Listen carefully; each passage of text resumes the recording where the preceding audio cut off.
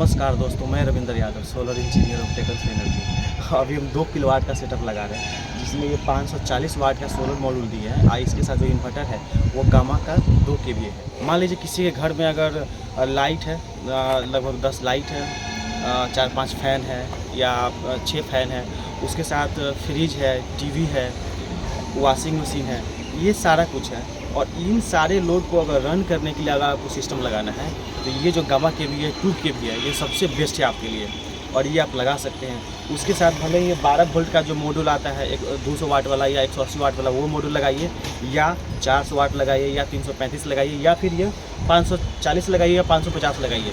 उसमें सारे panel connect हो सकते हैं। डिफरेंस ये है कि उसके साथ इसको हम मात्र सबको पैरेलल में कनेक्ट करना पड़ेगा, क्योंकि इसका जो VOC है वो 49 वोल्ट है, और बाकी अगर 12 वोल्ट का लेते हैं तो उसको पैरेलल में सीरीज में करने के बाद उसको पैरेलल में कर लेते हैं। बस इतना सा डिफरेंस है।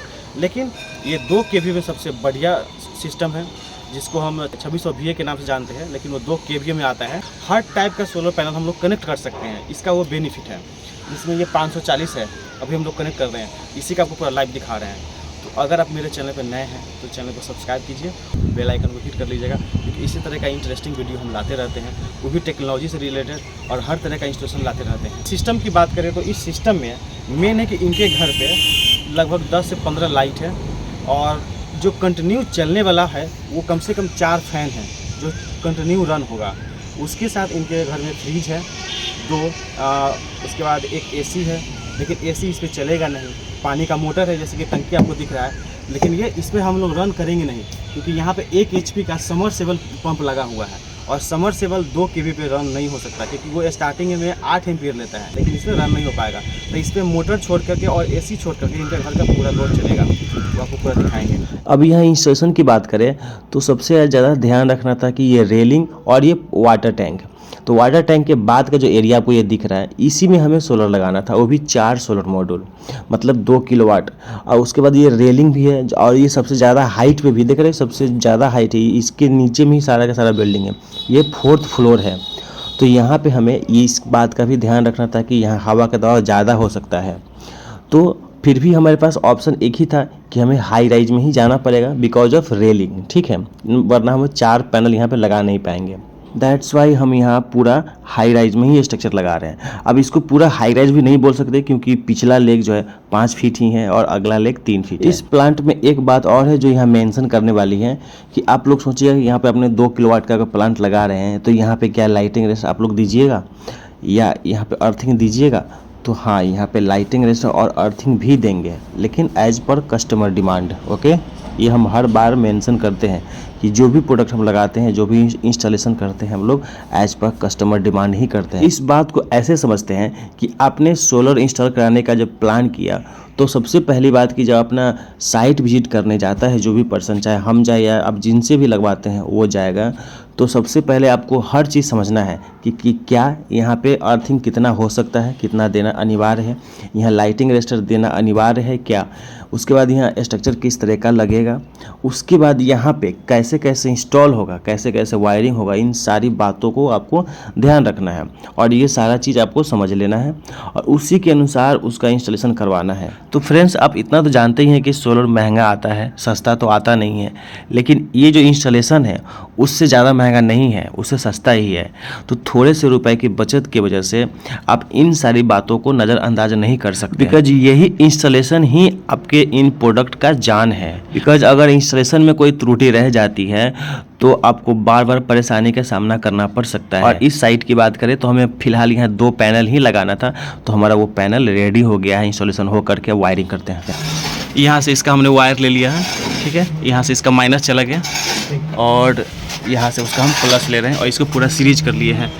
अभी फ़िलहाल इस पे 2 ही सोलर पैनल लगा रहे हैं, मतलब 1 किलोवाट का सोलर लगा रहे हैं, और यहाँ पे ये स्ट्रक्चर बचा हुआ है, इसमें फिर से हम लगाएंगे, क्योंकि इनको भी उतना ही लगाना था, इसलिए मात्र 2 पैनल पे हम लोग इसको स्टार्ट कर रहे हैं। और यहाँ पे चूँकि अपना जो इन्वर्टर है उसका जो VOC 45 से 90 है, इसलिए हमने दोनों को सीरीज कर लिया, ठीक है, और दोनों को सीरीज करके हम इसको अभी स्टार्ट करके आपको लाइव दिखाएंगे।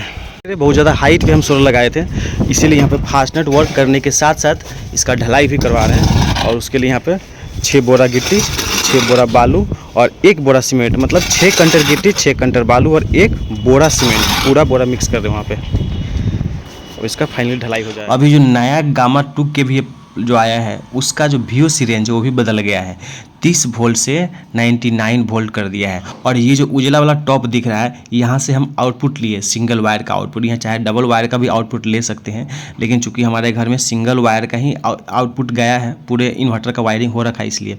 और यहाँ से AC को रीसेट कर सकते हैं अगर कभी प्रॉब्लम आता है, स्टार्ट नहीं हो पाता है तो। यहाँ से इनपुट AC है और ये बैटरी का माइनस पॉइंट है और इसके बाजू में ये बैटरी का प्लस पॉइंट है, मतलब ये वायर निकला हुआ है ऑलरेडी, उसको हम सीधे कनेक्ट कर लेना है, बहुत ईजी है। और यहाँ पे पूरा डिस्क्रिप्शन दे रखा है कि कैसे सेटिंग करना है, ठीक है, और अगर एरर आएगा तो क्या क्या आ सकता है, पूरा इस इन्वर्टर पे ही दिया हुआ है। समझिए कि मैनुअल कार्ड आपके पास नहीं है तो कोई दिक्कत नहीं है। और यहाँ पे सोलर का प्लस माइनस देख करके हमें वायर का कनेक्टिविटी कर लेना है, बस वायर टाइट होना चाहिए, सबसे ज़्यादा इंपॉर्टेंट यही वायर है। ये वायर थोड़ा भी लूज नहीं होना चाहिए और प्रायोरिटी चेक करके खास करके यहाँ पे हमको प्रेस कर लेना अंदर और टाइट कर लेना है, इसका ध्यान रखना है सबसे ज़्यादा, क्योंकि सबसे ज़्यादा पॉइंट यही जलता है। और ये जब सब कुछ हो जाएगा तो समझिए कि अपना इन्वर्टर पूरा सेट हो गया, पूरा वायरिंग ही हो गया।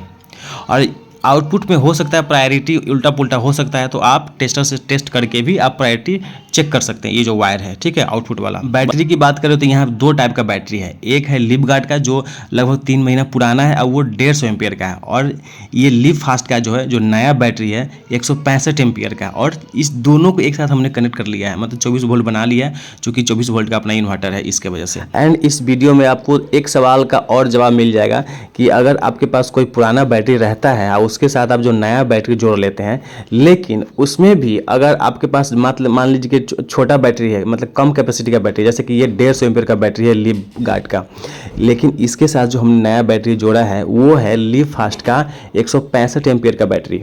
अब इस दोनों में तो एम्पियर का डिफरेंस है, लेकिन फिर भी इसे हम जोड़ सकते हैं और जोड़ करके आपको यहाँ चलाए भी है और बैकअप भी अच्छा खासा मिला है, बढ़िया सब बैकअप मिला है।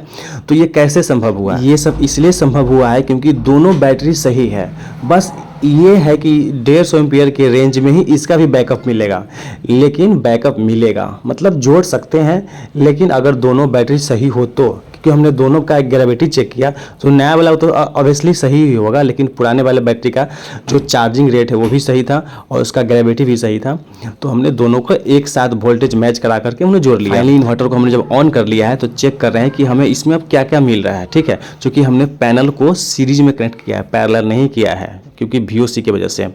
तो यहाँ पे देख रहे हैं कि हमारा बैटरी जो है चार्ज हो गया है, ठीक है, इसलिए यहाँ पे चार्जिंग उतना एम्पियर ज़्यादा नहीं ले रहा है। लेकिन अब इसमें हम लोड डाल के चेक करेंगे तो आउटपुट तो हमारा सही निकाल के दे रहा है, फ्रीक्वेंसी भी सही है। अब क्या है, बैटरी भी चार्ज हो गया है, अब 0.7 एम्पियर से उसको चार्ज कर रहा है, मतलब क्योंकि पूरा चार्ज हो गया इसके वजह से।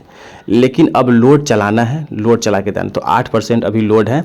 एंड सोलर का जो वोल्टेज मिला वो 92.8 वोल्ट मिला और एम्पियर 2 एम्पियर आ रहा है, मतलब उतना से अभी अपना पूरा जो लोड है वो चल रहा है और बैटरी को चार्ज कर रहा है। लेकिन जैसे जैसे हम लोड बढ़ाते जाएंगे ये एम्पियर बढ़ता जाएगा, वो आपको इसमें दिख रहा है। और पहले बात की देख रहे कि ये स्क्रीन लाल दिखा रहा है, इसका मतलब कुछ तो इसमें रॉन्ग है, क्योंकि अगर ये सब सही हो जाएगा तो ये स्क्रीन ग्रीन हो जाएगा, लेकिन अगर ये रेड है मतलब कुछ तो प्रॉब्लम है इसमें, वो बाद में चेक करेंगे, हो सकता है कोई वायरिंग में फॉल्ट होगा। तो अभी लोड बढ़ के 16% हो गया है। अब चूंकि अपना इन्वर्टर जो MPPT है तो वोल्टेज को डाउन करके एम्पियर को अपग्रेड करेगा, ठीक है, और एक्स्ट्रा से एक्स्ट्रा पावर जो है सोलर से निकाल के लाएगा। अभी लोड चेक कर रहे हैं कि जो जो लोड इस पे रन हो रहा है, जैसे कि ये वाला फ्रिज हो गया, ये फैन हो गया, लाइट हो गया, सारा कुछ इस पर अच्छे से रन हो रहा है। और भी बाकी लोड भी है, वो भी हम इस पर रन करके दिखा रहे हैं। तो अभी देख रहे हैं 10 एम्पियर का लोड चलना शुरू हो गया, यही सब सोलर से। मेंस हमने ऑफ करके रखा है, यहाँ पर दिख रहा है मेंस कट है, अभी सारा लोड चल रहा है। एंड अभी इसके परफॉर्मेंस की बात करें तो अभी 11 एम्पियर से लोड चल रहा है और यहाँ वोल्टेज कितना दिखा रहा है 77.3, मतलब अगर हम सोलर परफॉर्मेंस की बात करें तो हमें अभी 800 वाट का जनरेशन मिल रहा है और उससे हमारा लोड चल रहा है। थोड़ा थोड़ा ज़रूरत पड़ रहा है तो बैटरी से भी ले रहा है, चूँकि 1 किलोवाट का लोड चल रहा है इसके वजह से। और अभी देख रहे हैं 51% का लोड है, मतलब 1 किलोवाट से ज़्यादा का लोड हो गया है। और यहाँ से आपको सोलर का व्यू दिखा रहा है, अभी 2 ही सोलर पैनल लगा है और अब उसको वायरिंग जो फॉल्ट है उसको हमने रिजॉल्व कर दिया है। तो अगली सुबह दिखा रहे हैं कि अभी मात्र 17% का लोड चल रहा है और लगभग 12.5 एम्पियर निकाल के दे रहा है। चूँकि एमपीपीटी है तो वोल्टेज को वो एम्पियर में कन्वर्ट कर लेता है, मतलब इतना अच्छा हमारा पूरा जो परफॉर्मेंस वो निकाल के दे रहा है। बैटरी को ऑलरेडी चार्ज कर लिया और ये मैक्सिमम को 900 वाट तक भी हमको निकाल के देगा। ठीक है, इतना अच्छा सोलर पैनल लगा है, चूँकि ये इन्वर्टर ही इतना अच्छा है। और ये सब इसलिए हुआ क्योंकि पैनल एकदम साफ़ है और मौसम भी अच्छा है। ये ना कि खूब धूप है, खूब धूप से नहीं होता है, मौसम अच्छा होने से मतलब होता है। तो यहाँ देख रहे हैं कि हमारा जो पैनल है इतना अच्छा वर्क कर रहा है, प्लस हमारा सिस्टम भी बहुत अच्छा वर्क कर रहा है और कस्टमर भी सेटिस्फाई है। और कस्टमर से जब हमने बात किया कि आपको डेली ये कितने का बचत करके दे देता है, तो इनका कहना था कि हमको लगभग डेली का 50 से 55 या 60 रुपये का बचत करके हमको ये दे देता है। फ्रेंड्स, हमारा इंस्टॉलेशन कैसा लगा हमें कमेंट करके जरूर बताइएगा और आप मेरा वीडियो कहाँ से देख रहे हैं ये भी मेंशन जरूर कीजिएगा। और अगर आप हमसे इंस्टॉल करवाना चाहते हैं तो हमारा नंबर आपको यहाँ नीचे में दिया हुआ है, उस पर आप हमसे संपर्क कर सकते हैं। एंड काइंडली अभी तक सब्सक्राइब नहीं किया मेरे चैनल को तो काइंडली उसे सब्सक्राइब कर लीजिए एंड बेल आइकन को हिट कर लीजिए। यदि ये वीडियो पसंद आता है आपको तो लाइक करना नहीं भूलिएगा और इसे शेयर करते चलिएगा अपने दोस्तों में, अपने कलीग्स में शेयर करते चलिएगा ताकि उनको भी इस बात की जानकारी मिल सके और अच्छे से सोलर इंस्टॉल करा सके।